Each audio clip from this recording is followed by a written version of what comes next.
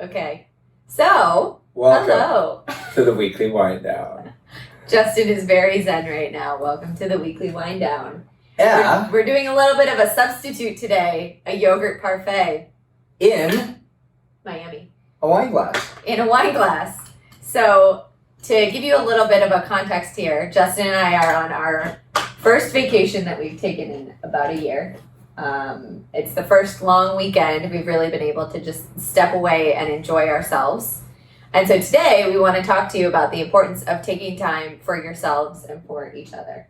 And so often we just get caught up in the rat race of get this done, accomplish that. And especially this year with COVID and the stress that's been put on everybody, it's so easy for us just to sit back and forget about our own wellness, our own self-care, and ultimately giving ourselves that white space and that time to truly relax and check out and turn off so that we can come back and be the better versions of us that we want to and operate at that level that we want.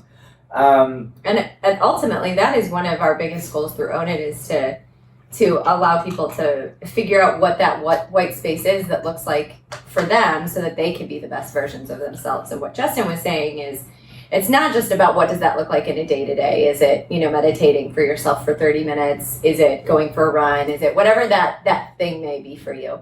But it's also about finding time to make sure that you take space from your day-to-day for more of an extended period of time. For us, we're here for 5 days. Ideally, it would be over a week. It takes fully at least a week to shut down and reset. And the importance of that, and the importance on the mindset shift that you will have, and just the mental clarity when you return, is invaluable.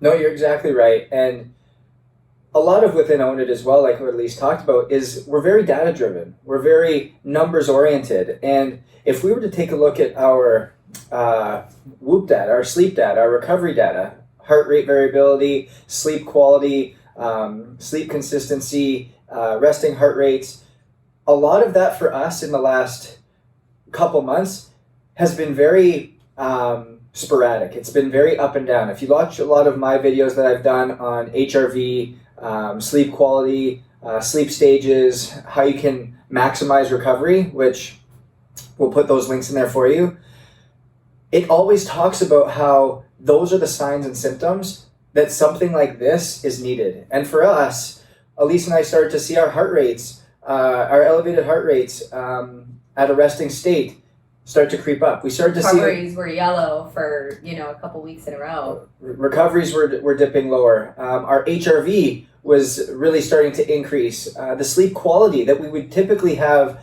50 to 60% of our total night in a recovery state, either in REM or slow wave sleep, was actually inversing to having 60 to 65% of our time in light sleep, which really was not giving us that rest and recovery that we truly needed, even though we were still getting the 8 hours of sleep in that we typically needed every night. So by identifying those signs and symptoms that were occurring for us, we needed to take action in some type of way, and this is how we were able to do it. Yep, absolutely.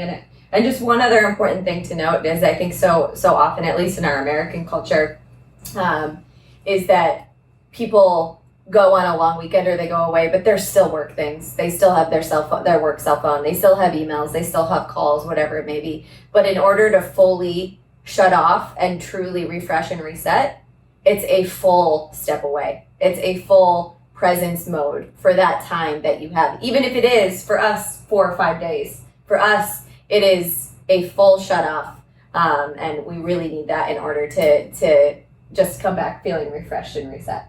So in order to allow yourself to go dark, like Alyse said, completely shut off from anything out there in the world, we've set up some boundaries, which means we need to allow ourselves and communicate where we're going, what we're doing, how we're doing it 6 weeks prior, so that I can plan accordingly, Alyse can plan accordingly, we can converse with our clients, we can have people set up in a certain way, so when we go away, there is no anxiety. There is no, what needs to happen here? There is no, oh, I just need to do this, I just need to do that. It completely shuts off, so that it's all about reconnecting with us, reconnecting with ourselves, so at the end of the day, we can come back and be better versions of ourselves for you.